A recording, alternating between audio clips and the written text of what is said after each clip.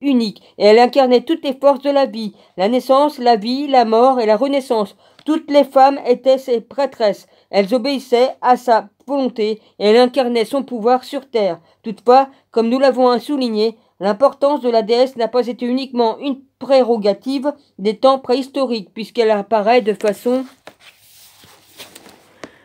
différente et avec d'autres attributs dans de nombreuses autres cultures. Pour les Égyptiens, la déesse Isis possède des pouvoirs à la fois divins et humains, et elle est à l'origine de l'agriculture. En Mésopotamie, la déesse Ninli est honorée pour savoir cultiver la terre. En Sumérie, la déesse Nidabda a inventé les planchettes d'argile et a développé l'écriture. Non, c'est Nidaba, pardon. A inventé la planchette d'argile et a développé l'écriture. Dans la mythologie indienne, on attribue à la déesse féminine Sarasvati l'invention de l'alphabet. En Grèce et au Kaltal-Uyuk, les offrandes des graines se faisaient dans les sanctuaires des déesses. Nous pourrions aussi citer Ishtar de Babylone, Freya de Scandinavie, Anat de Chanaan et Astarté de Phénicie, qui ont dominé le temps ancien, mais ce qui est véritablement important, ce n'est pas tant l'idée d'une divinité féminine en soi, mais plutôt la conception du monde et de l'être humain, de ses relations avec les autres, que cela implique. La déesse mère est celle présente dans toutes ses caractéristiques. C'est elle qui donne la vie, qui protège, aime ses enfants, et tous les autres de la même manière.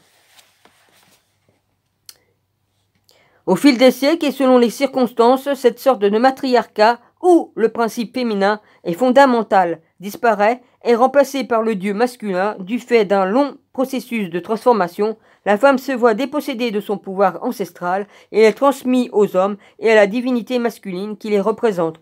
Le processus de création a cessé d'être associé à la physiologie reproductrice féminine. Il a été décrit comme étant le résultat d'instruments de pouvoir masculin. Ah oui, bande de cons.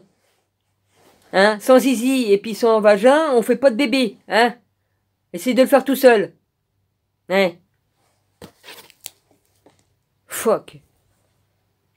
Dans le passage de la divinité féminine à la divinité masculine, ce qui compte véritablement, c'est la conception de fond que cela implique, avec le dieu masculin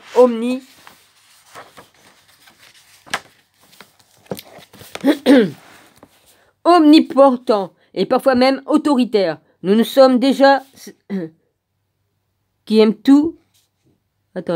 Nous sommes déjà plus en présence de cette mère nourricière qui aime tous ses enfants de façon inconditionnelle. Nous sommes face à un père terrible d'une certaine manière qui possède et exerce le pouvoir de punir et qui peut préférer certains de ses fils par rapport aux autres. Avec l'avènement puis le renforcement du dieu masculin et tout-puissant est apparu un clergé doté d'une structure de pouvoir clairement pyramidale.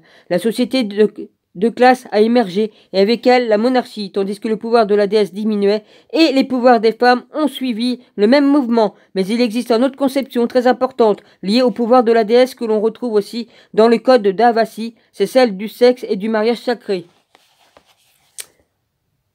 Bon, j'ai plus qu'une minute et quelques. Bon, je reprendrai là les gars. Hein, alors je reprendrai à la page 42. Voilà. Normal que je dise la vérité. Madragon, je sais que ça va te plaire. Il faut que la vérité soit dite, Madragon. Voilà. Je dédicace cette vidéo à Madragon, à mon rabbi. Voilà. Aux frères et sœurs que ça intéresse, puis aux autres que ça intéresse ou pas. Voilà, vous en faites ce que vous voulez. D'accord? Ouais. Je vous embrasse tous et puis voilà, soyez tous bénis. Qu'est-ce que je vous dis? Moi, je fais ce que j'ai à faire, je fais ce que mon cœur me dit et je fais ce que l'opère... je fais ce qui m'a inspiré de là-haut. Voilà.